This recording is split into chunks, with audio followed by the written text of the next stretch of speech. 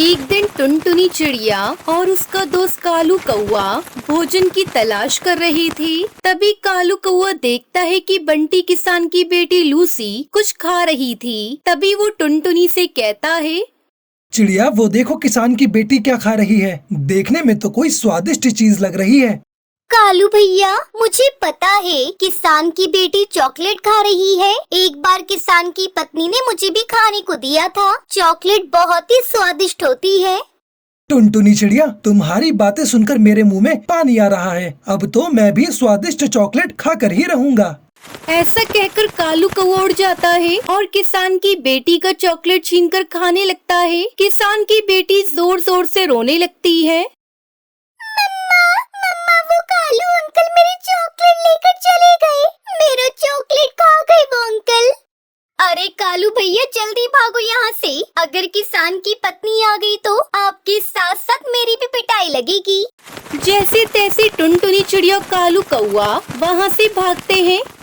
कालू भैया, आपकी ये आदत मुझे बिल्कुल पसंद नहीं। आज के बाद से आप अपना अनाज ढूंढने अकेले जाना, मुझे आपके साथ कहीं नहीं जाना। टुनटुनी चिड़िया, मैं तुमसे वादा करता हूँ, आगे से मैं किसी से कुछ भी छीन कर नहीं खाऊंगा। अब मान भी जाओ, इतना क्या नाराज होना। ठीक है कालू भैया, आगे से आप ऐसा कुछ भी मत करना, तभी मैं आपके साथ भोजन की तलाश में जाऊंगी। कुछ भी कहो टुनटुनी चिड़िया, चॉकलेट तो बहुत ही स्वादिष्ट थी। मेरे मुंह में अभी तक चॉकलेट का स्वाद है। ओए माँ, इस चॉकलेट के चक्कर में मैं भूल गया, मुझे घर बनाने के लिए तिनके भी इकट्ठा करने थे। तिनके तो मुझे भी इकट्ठे करने हैं कालू भैया। पहले भोजन लेकर आते हैं, फिर तिनके लेने चलेंगे दोनों। फिर वो दोनों भोजन लेकर अपने घर चले जाते हैं। ओ कालू, ले आए भोजन। इतनी देर कहाँ लगा दी तुमने? तुम्हें तो मालूम है घर बनाने के लिए तिनके भी इकट्ठे करने हैं हमें अभी। थोड़ी सांस तो लेने दो, अभी अभी तो भोजन लेकर आया हूँ। कालू, सब तुम्हारी गलती है। तुम देर से भोजन लेकर आए हो। अब जाओ, पहले तिनकर लेकर आओ, फिर आराम करना। फिर टुनटुनी चिड़िया और कालू कौआ लकड़ियाँ लेने जाते हैं। कालू भैया, गर्मी बहुत पड़ रही है। जितनी जल्दी घर बन जाए वही अच्छा होगा। कुछ दिनों में गर्म हवाएं भी चलने लगेंगी और फिर से धूप में निकलना मुश्किल हो जाएगा। टुनटुनी चिड़िया, कितना अच्छा होता, हमें घर बनाना ही नहीं पड़ता। मुझे सारे काम करने अच्छे लगते हैं, पर घर बनाने के लिए तिनके इकट्ठा करना और घर बनाना मुझे बिल्कुल भी अच्छा नहीं लगता। कालू भैया, आपके साथ तो सुंदरी बहन भी है, दोनों मिलकर घर बना लोगे। पर मुझे तो अकेले घर बनाना पड़ता है। क्या करूं? बच्चे अभी छोटे हैं, जिंदगी ऐसी ही चलती है भाई। टुनटुनी चिड़िया कालू को ऐसे बातें करते हुए वहाँ से गुजर रही परी रुककर सुनने लगती है और उनसे कहती है, आप दोनों मुझे बहुत परेशान लग रहे हैं। मुझे बताएं, मैं आपकी परेशानी दूर कर सकती हूँ। परी जी, भरी दोपहरी में घर बनाने के लिए तिनके ढूंढने आए हैं हम दोनों। काश ऐसा होता, हमारा घर बिना मेहनत किए ही तैयार हो जाता। घर बनाने के लिए हमें तिनका इकट्ठा करना न पड़ता। अच्छा, आप दोनों ये ले एक जादुई बीज। इससे आप दोनों जैसा घर चाहें वैसा मन में इच्छा रखकर मिट्टी में दबा देना। आपका मनचाहा घर तैयार हो जाएगा। ये कहकर परी वहाँ से चली जाती है। कालू और टुनटुनी जादुई बीज पाकर बहुत खुश थे। वो अपने अपने घर जाते हैं। मम्मा, आप आ गई? हाँ बच्चों, मैं आ गई। आप दोनों मेरे साथ चलो, मैं आपको कुछ दिखाती हूँ। फिर टुनटुनी चिड़िया जादुई बीज को मिट्टी में दबा देती है और मन में सोचती है, गर्मी के दिन है और गर्मी के दिन में मिट्टी का घर ठंडा रहेगा। ये जादुई बीज मेरे लिए जादुई मिट्टी का घर बना दो। पलक झपकते ही वहाँ मिट्टी का एक सुंदर सा घर आ जाता है। टुनटुनी अपने बच्चों के साथ मिट्टी के घर में रहने लगती है। उधर कालू कौआ बीज लेकर अपने घर जाता है। कालू को खाली हाथ देखकर सुंदरी कौवी आग बबूला हो जाती है। अरे कालू, तुम फिर से खाली हाथ आ गए, तिनके नहीं लाए? वो सब छोड़ो सुंदरी, ये देखो परी ने मुझे जादुई बीज दिए हैं। मैं इनसे मनचाहा घर बना सकता हूँ। लेकिन सुंदरी गुस्से में वहाँ से चली जाती है। इसे तो मेरी बातों पर विश्वास ही नहीं हुआ। मेरी तो समझ में ही नहीं आ रहा है किस चीज का घर बनाने को बोलूं। जादुई बीज से? हाँ, याद आया, मुझे चॉकलेट बहुत ही स्वादिष्ट लगी थी। किसान की बच्ची से छीन कर खाई थी, उसका स्वाद अभी तक मेरे मुंह में है। मैं चॉकलेट का घर बनाने को बोलता हूँ। ऐ जादुई बीज, चॉकलेट का घर बना दो। कालू कौवे के ऐसा बोलते ही उसका चॉकलेट का घर बनकर तैयार हो गया। बन गया मेरा चॉकलेट का घर, बन गया। अब मैं नाश्ते में, लंच में, डिनर में चॉकलेट ही खाऊंगा। कालू कौआ घर से चॉकलेट निकाल निकाल कर खाने लगा। फिर सुंदरी की नींद खुली। अरे कालू, ये क्या है? चॉकलेट का विशाल घर, ये तो बहुत सुंदर और स्वादिष्ट लग रहा है। फिर वो दोनों चॉकलेट खाने लगते हैं। जंगल में चारों तरफ कालू के चॉकलेट घर की खबर फैल गई। पक्षी उसके चॉकलेट घर को देखने आने लगे। अरे हमें भी थोड़ी चॉकलेट खाने को दो ना। नहीं दूंगा तुम लोगों को चॉकलेट, नहीं दूंगा, भागो यहाँ से। फिर कालू सुंदरी रात रात भर जागकर अपने घर की रखवाली करने लगे। 2 दिन बीत गए, कालू सुंदरी नहीं सोए। सुंदरी, मुझे बहुत जोरों की नींद आ रही है। मुझसे अब चॉकलेट घर की रखवाली नहीं हो रही, मैं सो रहा हूँ। फिर वो दोनों पति पत्नी सो जाते हैं। 2 दिनों बाद जब उनकी नींद टूटती है तो वो देखते हैं कि चॉकलेट का घर गायब था। अरे कालू, उठो कालू, अपना चॉकलेट घर कहाँ गया? सुंदरी, शायद पक्षियों ने चॉकलेट घर को खाकर खत्म कर दिया। सब तुम्हारी बेवकूफी का नतीजा है। खुद अपनी आंखों से देख लो। अगर चिड़िया की तरह मिट्टी या बांस का घर मांगते तो आज ये दिन ना देखना पड़ता। कालू, रोने धोने से कुछ नहीं होगा। चलो चलकर तिनका इकट्ठा करते हैं, फिर हम अपना घर बनाएंगे।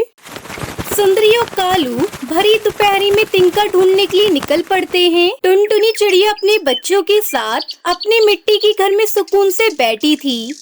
तो देखा दोस्तों आपने, लालच का नतीजा क्या होता है। अगर आपको हमारी आज की कहानी पसंद आई हो तो इस वीडियो को लाइक और कमेंट करके जरूर बताएं। और आप हमारे चैनल पर नए आए हैं तो हमारे चैनल को सब्सक्राइब करना न भूलें।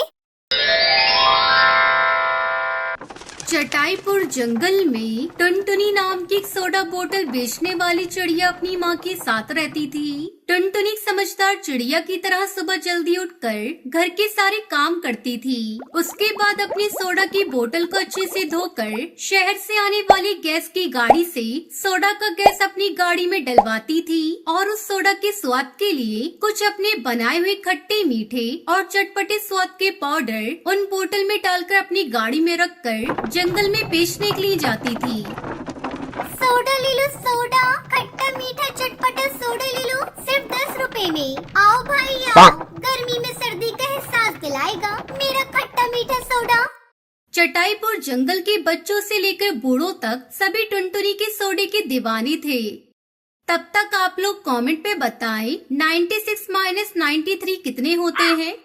पता नहीं क्या डालकर बनाती हो, लेकिन तुम्हारे इस खट्टा मीठा सोडा जैसा दुनिया में कुछ और नहीं है बेटा। मुझे मीठा वाला चाहिए। अभी दे रही हूँ आपको भी बच्चे। टुनटुनी चिड़िया कमाए हुए पैसों में से कुछ पैसे अपनी माँ के पास रखती थी और बाकी पैसों से घर चलाती थी। टुनटुनी रोज की ही तरह जंगल में सोडा बेच रही थी। इतने में उसकी बचपन की सहेली पिंकी उसके पास आती है। अरे टुनटुनी, तुम पिंकी हो ना? हाँ मैं पिंकी ही हूँ, लेकिन तुम कैसे गोली सोडा बेच रही हो? पिंकी, पिताजी गुजर गए हैं और गोली सोडा बेचने में क्या बुराई है? माफ करना टुनटुनी, मैं तुम्हारे पिता के बारे में नहीं जानती थी। वो सब छोड़ो, तुम बताओ तुम क्या कर रही हो? शायद तुम शहर में रह रही हो। मेरी कपड़ों की दुकान है टुनटुनी, उसमें अच्छा खासा प्रॉफिट होता है। तुम भी ये धूप में फिरकर गोली सोडा बेचने की बजाय खुद का एक कपड़ों का व्यापार कर सकती हो। सच में बहुत प्रॉफिट है। मुझे गोली सोडा बनाने के अलावा कुछ नहीं आता। मेरे कहने का मतलब ये था कि पक्षी बदल रही है। तुम्हारी गोली सोडा की जगह नई नई कोल्ड ड्रिंक ले रही है। कुछ ही दिनों में सोडा की तरफ कोई पलट कर भी नहीं देखेगा। तब क्या करोगी? तुम्हारी बात तो सही लग रही है, लेकिन नए काम के लिए पैसे भी तो चाहिए। वो कहाँ से लाऊं? अरे भोली टुनटुनी, सालों से इस जंगल में रह रही हो, किसी से भी कुछ पैसे उधार लेकर कोई नया काम शुरू कर लो। टुनटुनी को पिंकी की बातें सुनकर ऐसा लगता है जैसे कि सिर्फ आंखों के सामने लटक रहे फल को पेड़ से तोड़ना है। बस टुनटुनी मन ही मन में इस बात को सोचते हुए गोली सोडा बेचकर शाम को घर लौटकर अपनी माँ से कहती है, माँ, तुम मेरी बचपन की सहेली पिंकी को तो जानती हो ना? कैसी है वो अब? वो शहर में बहुत बड़ी कपड़ों की दुकान लगाकर ढेर सारे पैसे कमा रही है। माँ, कपड़ों के व्यापार में काफी लाभ है, इसलिए उसने मुझे भी खुद का व्यापार शुरू करने की सलाह दी है। माँ, टुनटुनी की माँ उसकी बात सुनने के बाद, तुम्हारी बात तो ठीक है बेटा, लेकिन कपड़ों के व्यापार के बारे में तुम्हें तो कोई ज्ञान नहीं है ना। माँ, तुम इस सेठ जी से कहकर कपड़ों की दुकान के लिए पैसे दिलवा दो ना। टुनटुनी अपनी माँ के साथ उस गांव के सेठ जी के पास पैसे उधार लेने के लिए जाती है और उसे सारी बात बताती है। तुम्हारी बात तो सही है बेटा, लेकिन इतने सारे पैसे लोगी तो कर्जा ज्यादा हो जाएगा।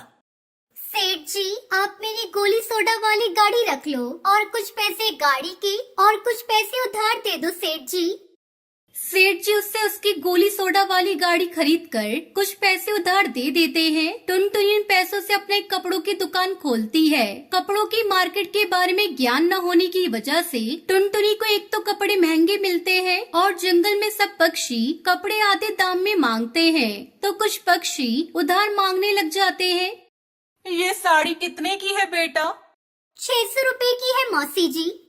अरे टुनटुनी, अपनी मौसी से इतने पैसे लेगी? 300 रुपए दे रही हूँ, रख ले, सवाल मत कर ज्यादा। अब ये कहकर वो सुंदरी कौवी टुनटुनी के हाथ में 300 रुपए रखकर वहाँ से चली जाती है। इस तरह उसकी खरीदी से भी कम पैसे दे रहे थे और कोई बिना पैसे दिए ही कपड़े ले जाकर चले जाते थे। इस वजह से टुनटुनी की दुकान कुछ ही दिनों में बंद हो जाती है। टुनटुनी कुछ दिन परेशान रहती है और उसकी परेशानी को थोड़ा बढ़ाने के लिए उसके कर्जदार भी उसके घर आने लगते हैं। 3 महीने हो गए हैं बेटा, अभी तक तुमने 1 रुपया भी नहीं दिया। मैं कुछ करती हूँ चाचा जी। टुनटुनी को ऐसे परेशान देखकर उसकी माँ कहती है, परेशान होने की कोई जरूरत नहीं है बेटा, हर किसी से गलती होती है, परिंदे गलतियों से ही तो सीखते हैं उड़ना। ये लो, मेरे पास कुछ पैसे हैं, शायद ये तुम्हारे कुछ काम आ जाए। शुक्रिया माँ, मैं फिर से अपना पुराना वाला काम शुरू करती हूँ और दोबारा कभी दूसरे काम के बारे में सोचूंगी तक नहीं। तुमने जो सोचा था बिल्कुल सही था बेटा, लेकिन कोई भी काम करने से पहले उसके बारे में अच्छे से ज्ञान लेना चाहिए। टुनटुनी अपनी माँ के दिए हुए पैसों से उस सेठ जी से अपनी गोली सोडा की गाड़ी खरीद कर फिर से अपना पुराना काम शुरू करती है। सोडा ले लो, सोडा, खट्टा मीठा चटपटा सोडा ले लो, सिर्फ 10 रुपए में। आओ भाई आओ, सोडा ले लो। अरे टुनटुनी, तुम्हारा गोली सोडा काफी मिस किया है, एक नींबू सोडा दे दो। टुनटुनी 2-3 सालों में अपने कर्ज के सारे पैसे लौटा देने के बाद दूसरे काम में पैसे निवेश करने के बजाय खुद के पैसों से गोली सोडा की ही एक बड़ी दुकान खोलती है और उसकी दुकान अच्छे से चलने लगती है। पिंकी चिड़िया की तरह बड़ी बड़ी बातें करके आसमान की सैर कराने वाले तो बहुत होते हैं, लेकिन हमें पंख वहीं तक फैलाने चाहिए जहाँ तक हमें इल्म हो।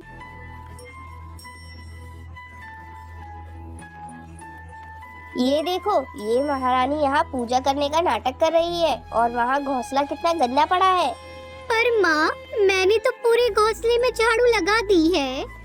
अच्छा, ये लो, अब झूठ भी बोलने लगी है। अगर झाड़ू लगा दी है तो अंदर के घोंसले में ये कागज के टुकड़े कहाँ से आए?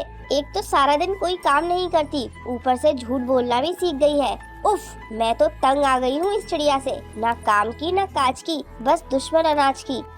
आगे बढ़ने से पहले एक बाप अपने बच्चे के लिए सारा जीवन कुर्बान कर देता है और सब कुछ जानते हुए भी उफ तक नहीं करता, तो उस बाप के लिए एक लाइक और एक सब्सक्राइब तो कर ही सकते हो और साथ ही अपने बेचारे बाप के लिए कमेंट में ये इमोजी जरूर सेंड करें। इतना कहते ही टुनटुनी चिड़िया के गाल पर टूनी ने एक जोरदार तमाचा दे मारा और फिर टुनटुनी चिड़िया रोते हुए घोंसले से बाहर चली आई। टुनटुनी के घोंसले से कुछ ही दूरी पर एक नदी बहती थी जिसके पास एक पीपल का पेड़ था। टुनटुनी चिड़िया जब भी उदास होती या उसकी सौतेली माँ टूनी चिड़िया उसे मारती तो वो उसी पीपल के पेड़ के पास बैठकर खूब रोती थी। टुनटुनी चिड़िया के पापा काम की वजह से अक्सर बाहर शहर के जंगल में ही रहते थे और बस इसी वजह से टुनटुनी चिड़िया का साथ देने वाला कोई नहीं था। टुनटुनी अपने घोंसले में बिल्कुल अकेली हो गई थी।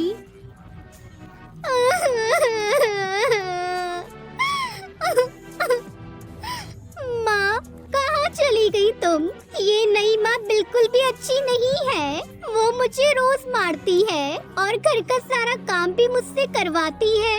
माँ, तुम्हें पता है ना, मैं कभी झूठ नहीं बोलती। मैंने सच में सुबह सुबह ही पूरे घोंसले में झाड़ू लगाई थी, पर वो पिंकी है ना, उसने मेरे झाड़ू लगाने के बाद जानबूझकर घोंसले में कागज के टुकड़े फेंक दिए ताकि मुझे माँ मारे। पिंकी चिड़िया टूनी चिड़िया की सगी बेटी थी, इसलिए टूनी चिड़िया टुनटुनी चिड़िया से नफरत करती थी। लेकिन टुन्नू चिड़ा टूनी चिड़िया की सच्चाई से अब तक अनजान था। जब भी टुन्नू बाहर के जंगल से अपने घोंसले में वापस आता तो टूनी चिड़िया टुनटुनी से बहुत प्यार करने का नाटक करती। एक दिन टुनटुनी चिड़िया उस पीपल के पेड़ के नीचे बैठकर काफी देर तक रोती रही और फिर रोते रोते वो ऐसी सोई कि सीधे शाम को जाकर उसकी आँख खुली। टुनटुनी चिड़िया ने पूरे दिन से कुछ नहीं खाया था। भूख लगने की वजह से वो वापस अपने घोंसले में आ गई। मुझे तो लगा था कहीं जाकर तू मर गई होगी, लेकिन तू इतनी आसानी से कहाँ पीछा छोड़ेगी है? चल अब रसोई में जाकर बर्तन धो।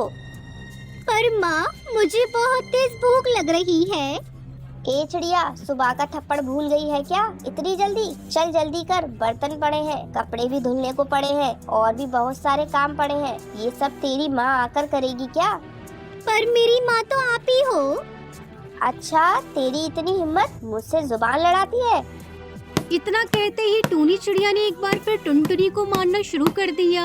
टुनटुनी चिड़िया की फिर भी कुछ कहने की हिम्मत नहीं हुई। उसने घोंसले के सारे काम किए और फिर एक दिन, माँ, वो नदी के पास जंगल है ना, वहाँ मेला लगा हुआ है, मुझे झूला झूलना है, मुझे ले चलो ना माँ। हाँ, क्यों नहीं मेरी बच्ची, शाम को पक्का चलेंगे।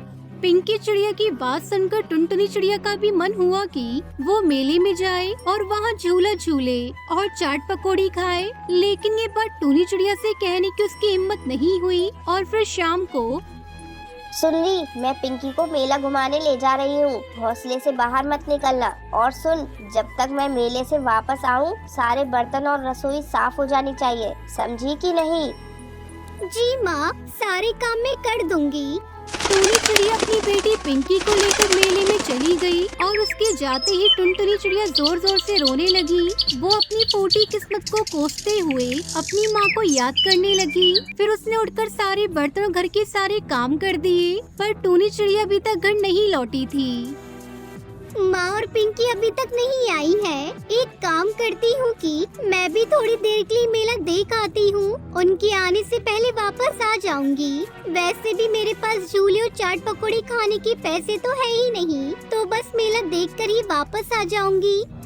टुनटुनी चिड़िया घोंसले के बाहर आ गई और मेला देखने चली गई। वहाँ पहुंचकर उसने देखा कि टूनी चिड़िया पिंकी तो एक बड़े से झूले पर बैठकर खूब मजे कर रहे थे। वो बेचारी वहीं छुपकर बस उन्हें देख रही थी। उसकी आंखों में आंसू थे। तभी टुनटुनी चिड़िया रोते हुए नदी के पास पीपल के पेड़ के पास पहुँची और उस पीपल के पेड़ के पास बैठकर वो रोने लगती है।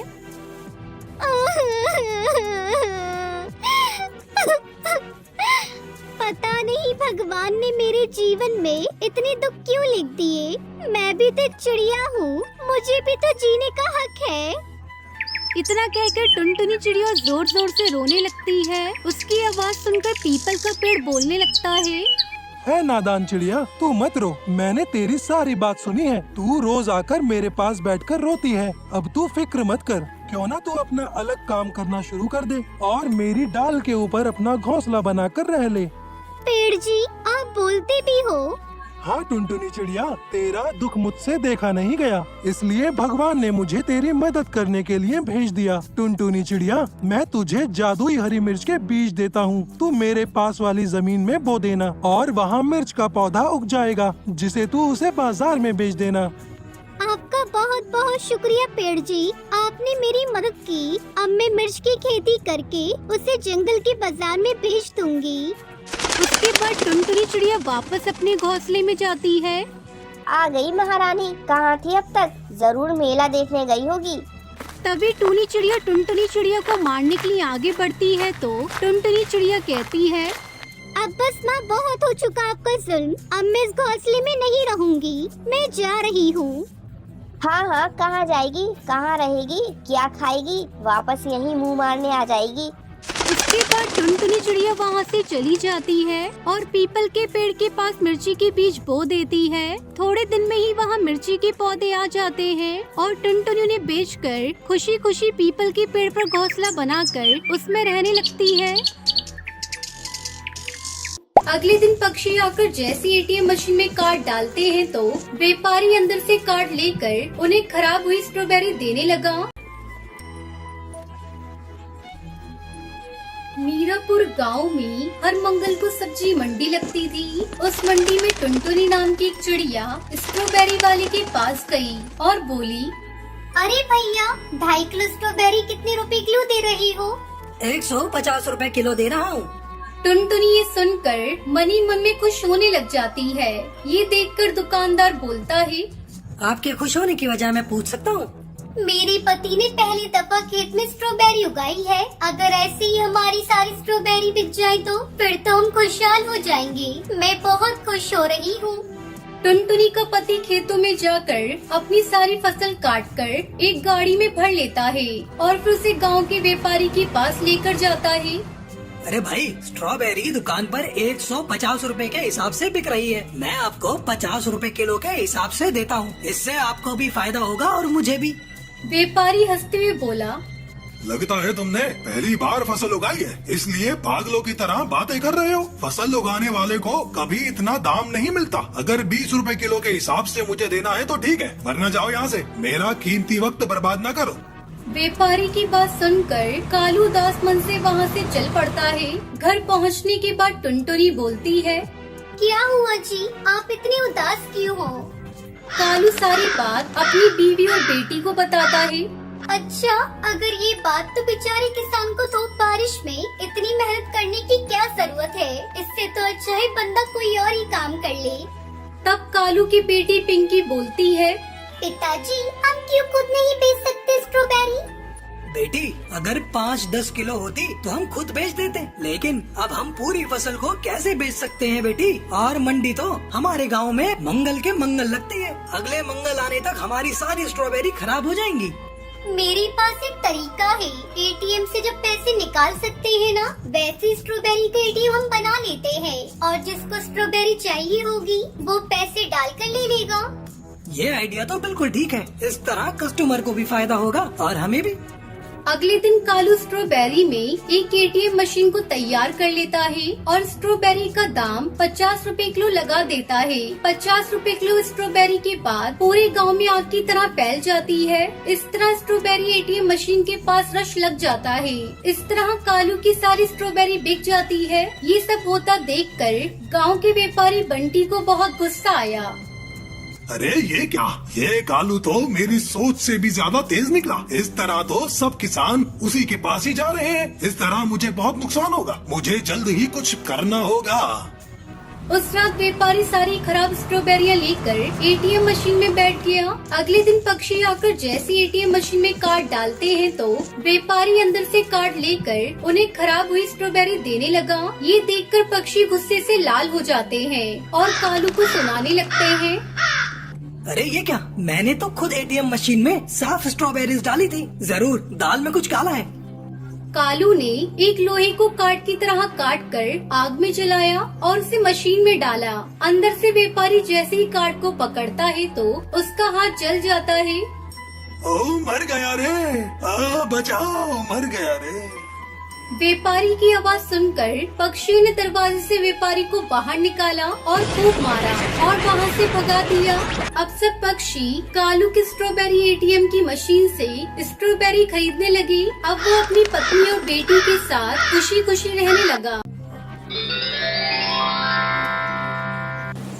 बहुत समय पहले ढोलकपुर के जंगल में कालू अपनी सौतेली माँ के साथ रहता था। कालू अपनी पत्नी टुनटुनी और अपने बच्चों से बहुत प्यार करता था, लेकिन कालू की सौतेली माँ दोनों पति पत्नी से दिन भर काम करवाती और उन्हें भरपेट भोजन भी खाने को नहीं देती थी।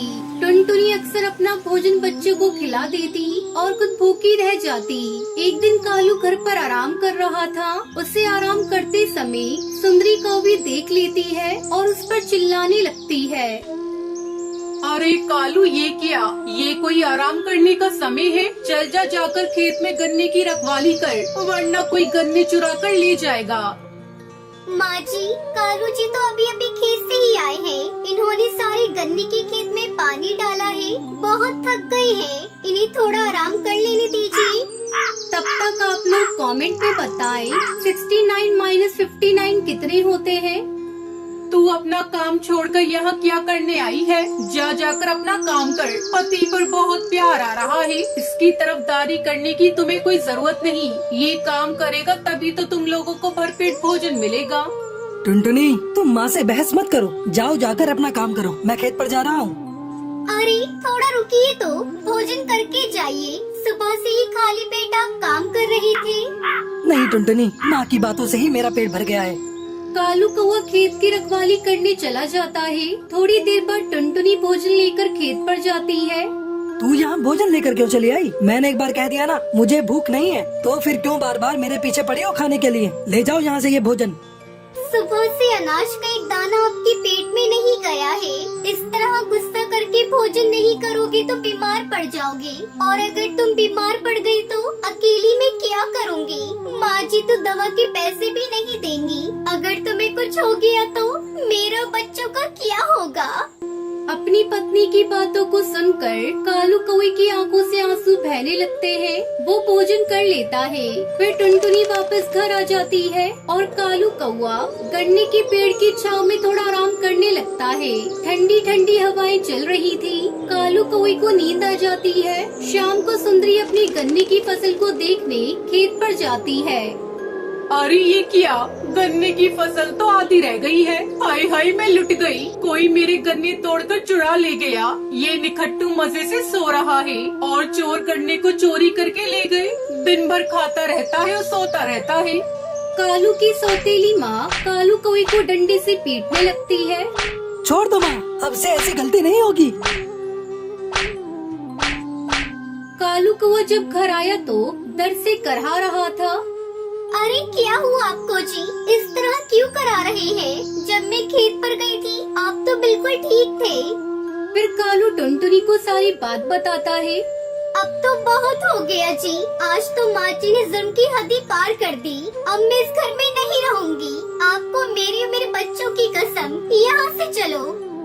आधी रात को जब सुंदरी कौवी सो रही थी, कालू अपनी पत्नी और बच्चों को लेकर अपने खेत पर चला जाता है और गन्ने के पेड़ के नीचे बैठकर रोने लगता है। मैं कितना अभाग्य हूँ टुनटुनी, जन्म लेते ही मेरी माँ चल बसी। जैसे ही थोड़ा बड़ा हुआ तो पिताजी ने मेरा साथ छोड़ दिया। सौतेली माँ ने मुझ पर इतने जुल्म किए, मैं कुछ भी नहीं बोला। उनके चलते आज मैं बेघर हो गया हूँ।